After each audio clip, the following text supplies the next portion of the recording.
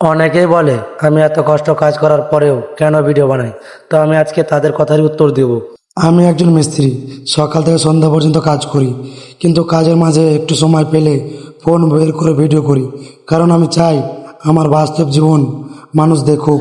সব সময় ভালো ভিডিও করা যায় না, কখনো কাজের চাপ, আবার কখনো অনেক শব্দ হয়, কখনো সময়ের অভাব।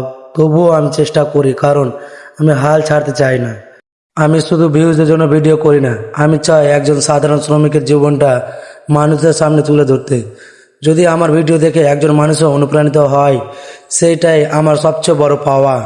আজ আমার ভিডিও খুব খুব মানে খুব কম মানুষই দেখে, কিন্তু আমি বিশ্বাস করি একদিন এই পরিশ্রমের ফল পাবো।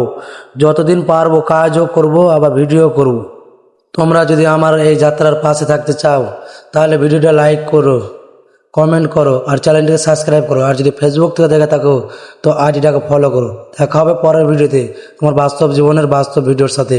রাম রাম।